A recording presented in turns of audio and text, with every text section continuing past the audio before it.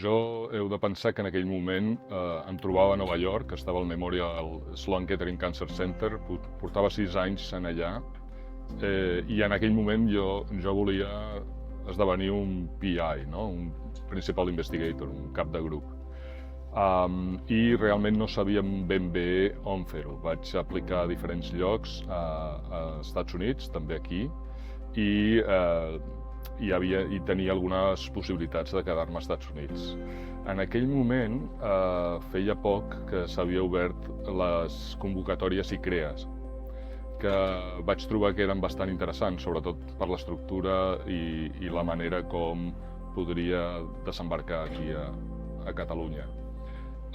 Tenia un avantatge, i és que el fet de ser ICREA et permetia després anar a diferents centres, no estaves lligat a un centre. Llavors faig l'aplicació d'ICREA sense tenir un centre en concret, però és en aquell moment que conec el doctor Baselga, i el doctor Baselga em transmet la seva visió del que volia fer aquí a l'Hospital Vall d'Hebron. En aquell moment ell era el cap de servei d'oncologia mèdica de l'Hospital Vall d'Hebron i encaixava molt bé amb el que jo volia. Jo volia fer recerca, ciència, però el més proper possible al pacient i fer que la nostra descoberta es transmetés al pacient el més ràpid possible. I és exactament això el que ell volia fer.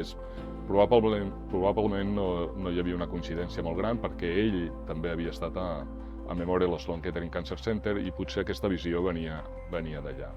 Dit això, el que ara em trobo després de tants anys és que la capacitat de fer translational, de fer recerca translacional, la integració entre els clínics i els bàsics o entre tots els professionals multidisciplinars que treballem en la recerca contra el càncer és extraordinari aquí al Bio, i inclús millor que el que hi havia al Memorial Sloan Kettering. Llavors, en aquest context, per exemple, tinc una anècdota que és en l'últim treball que jo faig al Memorial, que era un treball on treballava amb una proteïna molt concreta que es deia FOXG1, FOXG1, me n'adono que s'expressa en els nivells en glioblastoma i me'n vaig al neurocirurgià del Memorial Sloan Kettering Cancer Center i li dic, escolta, podríem provar si efectivament aquesta proteïna s'expressa en glioblastoma humà de pacients que s'estan operant allà. I em diu, Joan, això és difícil, però mira, et dono un blot, que és una manera d'analitzar, ell ja havia analitzat aquestes mostres, i tu el reutilitzes per veure si surt la teva proteïna. I eren 5 mostres. Per mi va ser increïble, no? De dir, ostres, tenim 5 mostres de 5 pacients per trobar el nivell d'aquesta proteïna. Efectivament, s'expressava, ho vaig posar en el meu últim paper, que estic molt orgullós, va ser un Cell paper on vam trobar aquesta rellevància en glioblastoma. Va ser aquest resultat també el que em va donar la idea de seguir en glioblastoma aquí a Vall d'Hebron, però també em dona, o és un exemple de com de difícil era la translació, com de difícil era estudiar les mostres de pacients en allà i comparat amb el que tenim aquí, o sigui, nosaltres ara tenim milers de mostres de glioblastoma al llarg de tots aquests anys, gràcies a l'equip, als cirurgians, als patòlegs, als oncòlegs, tots els que ens han ajudat a muntar un circuit que ens permet obtenir mostres de pacients, de tots els pacients que s'estan operant aquí a l'Hospital Vall d'Hebron i ens permet realment estudiar el càncer real del pacient que l'està patint aquí. La veritat és que mirant enrere hem canviat moltíssim. Jo quan arribo estic a la zona groga, li dèiem, no? La zona que estava a l'esquerra de l'Hospital General.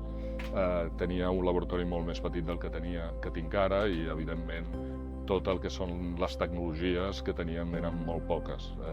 Era una situació també diferent a nivell de finançament, estem parlant de fa 20 anys, i teníem molta il·lusió, moltes ganes i realment amb allò que teníem vam produir bastant bé. O sigui, el meu primer paper va ser un Cancer Cell i el següent també. O sigui que tot i tenir aquestes dificultats teníem unes possibilitats i potser unes possibilitats de fer bona ciència. Potser el nínxol que vaig trobar és aquest que encara no estava ben desenvolupat, que és el recerca translacional, no? Estudiar el tumor d'un pacient. No era tan comú en el nostre entorn. De fet, gràcies a això, em donen un ERC Starting Grant, perquè proposo fer en el que en aquell moment nosaltres els diríem esferes, ara es diuen organoids, de tumors cerebrals.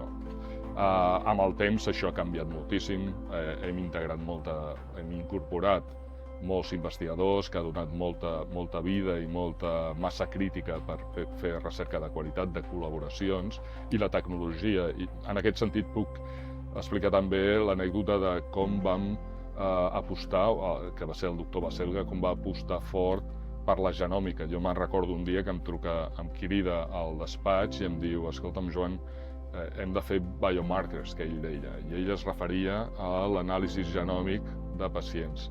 Hem de muntar una plataforma per fer això i em demana si jo el puc ajudar, i li dic: home, encantat. La primera cosa que vam fer és intentar fitxar algú que portés aquesta part de la genòmica, i me'n recordo l'entrevista que vam fer amb diversos postcandidats i com vam fitxar a la doctora Ana Vivancos, que ara és la que porta aquesta plataforma. També me'n recordo que em va demanar que escrigués un projecte per enviar-li a la UK Fidelity, que era una fundació filantròpica, per demanar diners per al primer seqüenciador, entre cometes, que era basat en espectroscopia de masses, que es deia un sequenom, que feia 80 mutacions, o sigui, no 80 gens, 80 mutacions, no? I era un panell interessant que ens va portar a, de mica en mica, fer la genòmica de seqüenciació, el Silumina i tot això, però això va ser la primera, el primer pas en aquest sentit, que també denota la visió que teníem en aquell moment per apostar aquest tipus de caracterització dels pacients, que ara realment ens dona moltes possibilitats quan parlem de medicina de precisió. Aquesta és la base de la medicina de precisió. Si realment coneixem com és un tumor, podem esbrinar o determinar quin és el tractament més adient per a aquell tumor concret. El fet d'estar en el Memorial Sloan Kettering Cancer Center per 6 anys ja vaig veure que hi havia un component molt important a la ciència que potser aquí a Catalunya en aquell moment no hi havia, no? Que és la possibilitat de fer que la recerca, les descobertes que tu feies en un laboratori es poguessin traslladar el més ràpid possible al pacient a través del que és la transferència de tecnologia, ja sigui transferint una patent o generant o muntant una petita empresa spin-off en la qual participa l'institut i que accelera la producció o la generació d'un fàrmac que pot arribar a un pacient. Això ja ho havia vist amb els meus col·legues de la meva edat, que ho havien fet alguna vegada, i jo tenia aquesta il·lusió d'intentar-ho fer aquí. I llavors també tenia l'altre avantatge, que és el fet d'estudiar els tumors dels pacients t'ajuda a determinar i a identificar el que nosaltres diem dianes terapèutiques. Allò que no funciona, quan ho identifiques, pots començar a dissenyar alguna cosa per arreglar-ho, entre cometes, no? I aquest va ser el cas. Vam veure l'expressió de l'IF en alguns tumors, vam estudiar l'IF, vam veure el seu paper en embriogènesi i vam desenvolupar una empresa que es va dir Mosaic Biomedicals, que va fer tota la part regulatòria i tota la part preclínica, més l'assaig fase 1, que vam tenir l'oportunitat de fer-ho en el Bio, però també al Memorial i també al Princess Margaret, a Canadà. I en aquell moment és quan AstraZeneca ens compra i desenvolupa aquest fàrmac ja ara en fase 2. És una de les aventures que em van omplir moltíssim, perquè veus com una descoberta que et trobes en el laboratori té una implicació directa en un pacient que es pot beneficiar d'aquest fàrmac, i de fet hi ha pacients que s'han beneficiat d'aquest fàrmac, i això és l'ultimate, no? El millor que et pot passar com a recerca, com científic. Això ens va passar al fase 1, no? En l'assaig fase 1, que com sabeu és tractar diferents indicacions.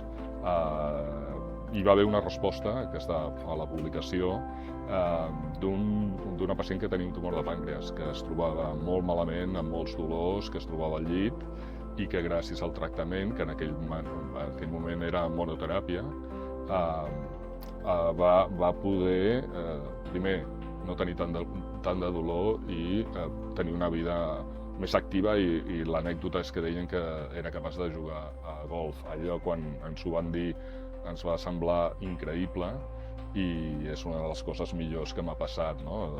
Inclús transcendeix el punt professional, no? Com a persona, omple moltíssim veure que aquest treball, aquesta descoberta pot tenir un benefici tan concret per persones reals, no?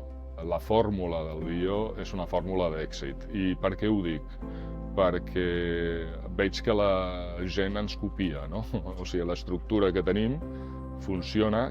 Quan dic que estructura és aquesta integració íntima entre el que és la recerca clínica i la recerca bàsica, entre el científic que està en un laboratori i el científic que està veient pacients, i això dona els seus fruits, i això està realment tirant endavant, no sols en el coneixement, però també, com dèiem abans, en el tractament i en el benefici de la vida dels pacients. Per tant, hem de tirar endavant en aquest sentit, hem de fer més del que estem fent. És veritat que necessitem, jo crec, un recolzament, ja sigui de finançament, ja sigui de persones, ja sigui de tecnologies, per seguir tirant endavant. I és veritat que ara que nosaltres hem fet aquesta proposta i altres s'estan copiant, hem de tenir cura de seguir sent competitius i seguim sent productius. De totes maneres, tot sembla fantàstic pel fet de que, per exemple, ja ara augmentarem o duplicarem la zona d'investigació en un altre edifici i farem moltes activitats i iniciatives que tenim en mà, a part del nostre èxit ara en projectes científics. De manera que jo tinc clar que el futur del bio serà molt, molt bo, i que d'aquí 5 anys o d'aquí 20 anys estarem parlant de com estem realment creixent de manera exponencial i com estem creixent també en la capacitat de millorar la vida dels pacients de manera exponencial en l'entorn del càncer.